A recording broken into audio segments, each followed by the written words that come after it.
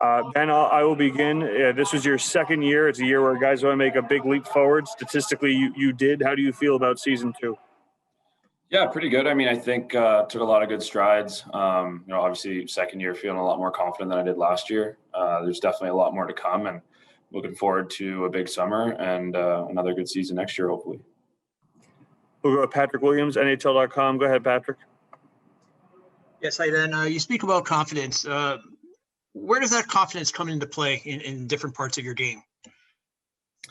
Yeah, I think, not throwing away pucks as much, feeling confident that I can have a little bit of that extra time, hold pucks below the opposing net, and, just feel confident that I belong to be here and, obviously want to make a positive impact every night and, try and make it to the next level. That's everyone's goal, of course. So I think playing with confidence obviously adds a huge element to everyone's game when they're feeling good. They're seeing plays a bit better, making better reads. They feel like they can, when I'm playing confident, I feel like I can make every pass that I want to. So I think that's where it comes into play mostly. Patrick, you can keep going if you like. Oh, great. Sure. What would you like to work on this summer, and what are your plans? You're going to stay in Vegas? You're going to go back home, or what?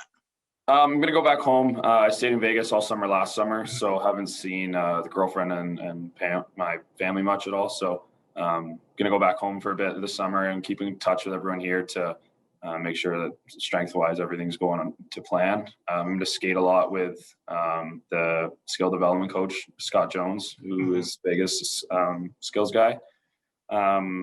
So that'll be good. I think just, working on foot speed especially is going to be something that I need to work on throughout every summer, throughout my whole career. I'm going to have to keep doing that. Obviously the game is so fast that you need to be able to keep up. And I think that's a big focus on me this off season is just speed and footwork in general. What are your impressions of Manny, playing him for at least half a season here, and how you and him mesh together? Yeah, really good. I mean, Manny's an awesome coach. He has a very good way of communicating with his players. He always has a very big open door policy, so you can always come to him whenever you think you need to speak to him about anything or anything on that side. So he's been awesome. I think he's handled this year very well with everything that's kind of been thrown at us with the lineup changes all the time and with COVID going on and who knows who's playing every night. So I think as a staff, they all did an awesome job, and I think we're pretty happy with how the year went. Obviously, it would have been great to win that last game there. But, you got to look at it, and it's a new year with new coaches and new teams that I think we had a pretty great year, honestly. So, I think from that side, they were really awesome throughout the whole year. What were the biggest challenges this year, for everything the players had to go through, it was such a strange year and, a lot of disruptions to your routine? Yeah, I mean, there was a lot of change. You don't really, I guess, see it from the outside probably, but, we had to change in different locker rooms. We didn't have the kind of camaraderie that you have on bus trips. And, we just didn't really have any of that kind of social aspect of the game where we would have different meetings, we'd have different groups, and we'd go days without seeing like the same teammates. They're all in a different locker room on the other side of the room, or other side of the rink, sorry. So I think that was probably one of the biggest challenges is just, you don't have that like social aspect of it. So it's challenging to kind of mesh with the team and during games we're in two different locker rooms. So, it was frustrating at times, but I think obviously we didn't have anyone test positive all year. So we did it right and we did it well and we kept everyone safe and healthy. So that was the most important thing. Last thing, last season, you were able to play in Chicago some, and so you're used to a big market at this level. But what was the experience like coming to a place like Vegas, which is kind of a whole new ball game? Yeah, it was awesome. I mean, it was really great to finally get the fans in. Those last few games, it was pretty rocking and T-Mobile and Orleans when we got some fans in there. So that was pretty awesome. I mean, just the support from the whole city in general is pretty amazing.